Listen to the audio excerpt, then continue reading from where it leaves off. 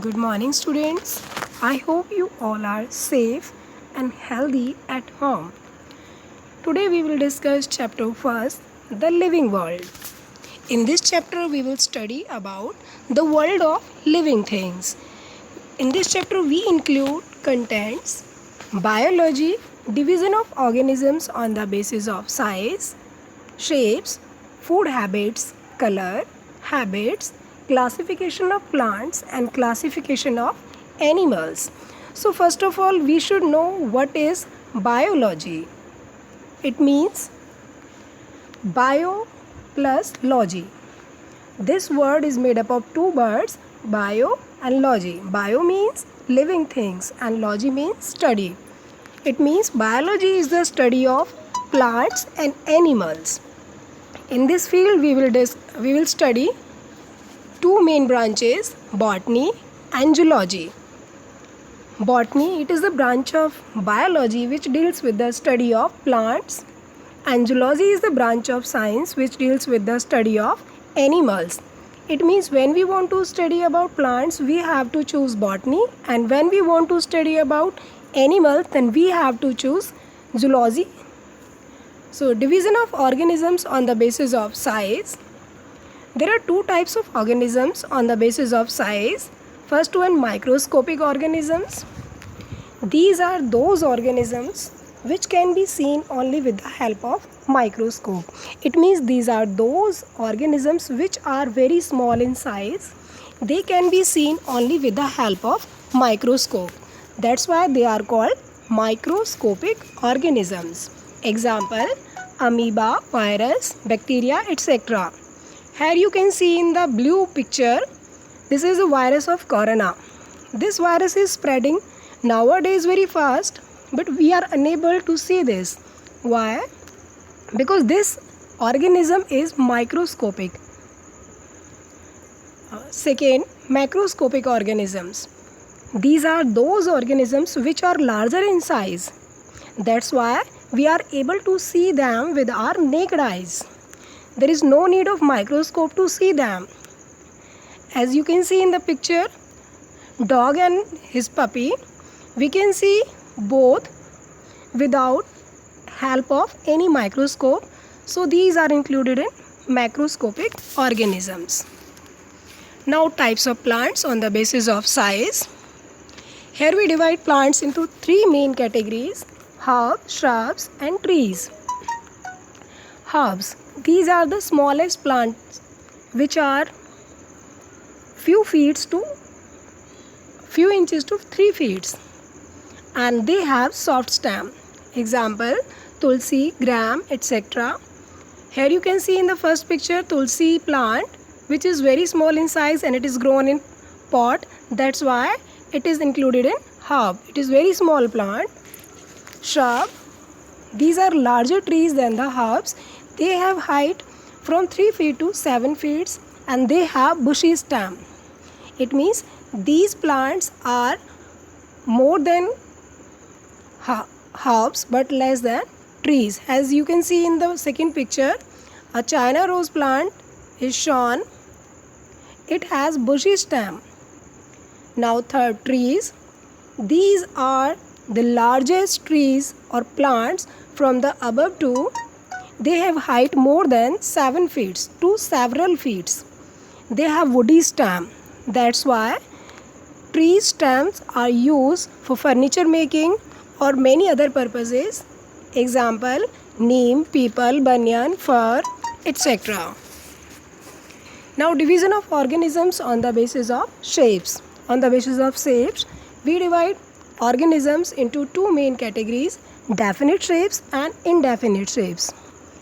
As definite means fixed, so these are those organisms which have a fixed shape. It means these organisms have a definite type of shape. They do not change their shape according to their will. Example, mango, cow, dog, other trees and plants. Here in the first picture we can see different kinds of flowers and we can identify them with their shapes. Second, indefinite shape. These are those organisms which do not have a fixed type shapes. They can change their shape So their body shape is variable. Example, amoeba. Division of organisms on the basis of food habits. On the basis of food habits, we divide organisms. First one, herbivores, second, carnivores, and third one, omnivores. Herbivores, these are those animals which eat only plant and plant products or plant parts. Second, carnivores, these are those animals which eat only animals and animal parts. Third one, omnivores, these animals eat both plants as well as animals. So here we can say that in the first picture, cow is a herbivore animal. Why? Because cow eat only plant and plant parts. It means these animals are totally dependent on plant products or plants. Second, carnivore, in the second picture we can see lion tearing the flesh of zebra. So we include lion as a carnivore because they are totally dependent on animal flesh. Third, omnivores. In third picture we can see rat. As we know, rat eat both plants as well as animals, so they are included in omnivores. Now, division of organisms on the basis of color. Here we divide organisms into two main categories, unicolored and multicolored.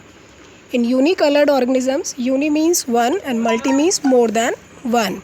So in the first picture and second picture we can see these two animals, first cuckoo and second white peacock, they have only one color throughout their body. So these are included in unicolored animals. And in third and fourth pictures, these two animals have more than one color on their body. Third is peacock and fourth one is cow. So these are included in multicolored animals. Now, division of organisms on the basis of habits.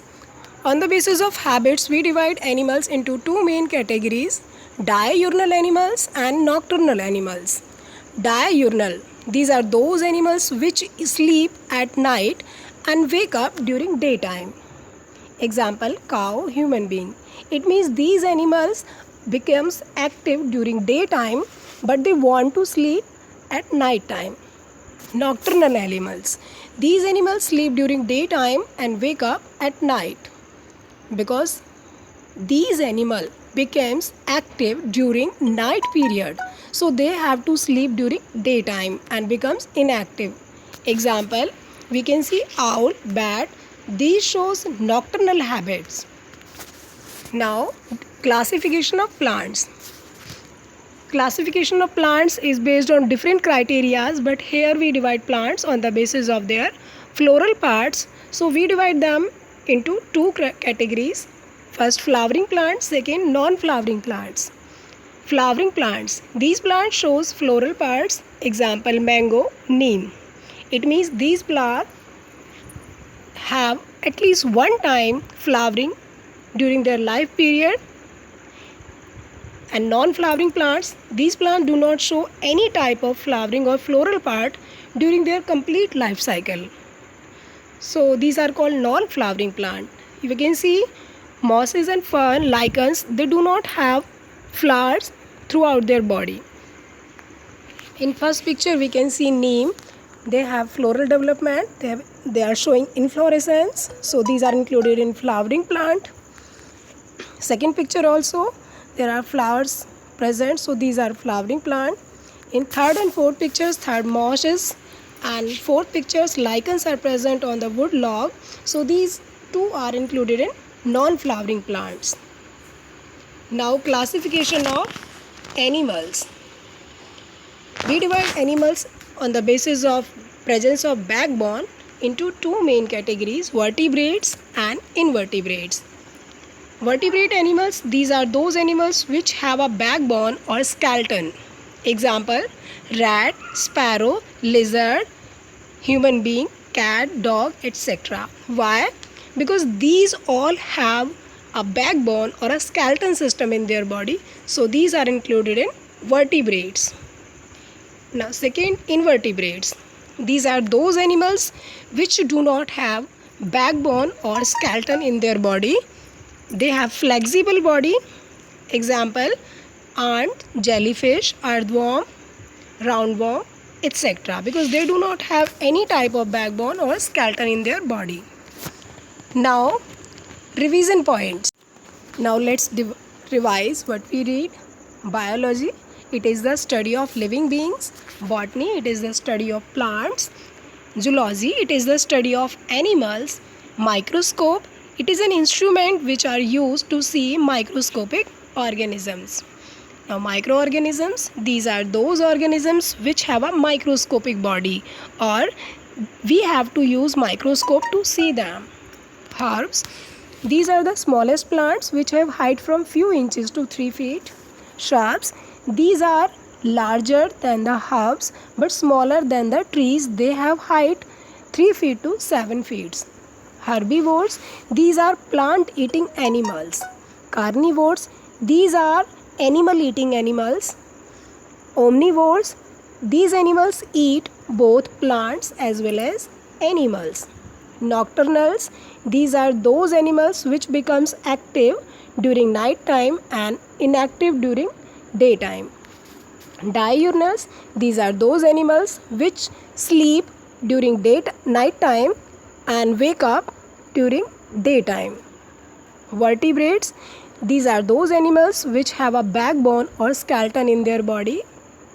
Invertebrates, these are those animals which do not have any backbone or skeleton in their body. So I just hope you like it, and thank you. Be safe, be healthy.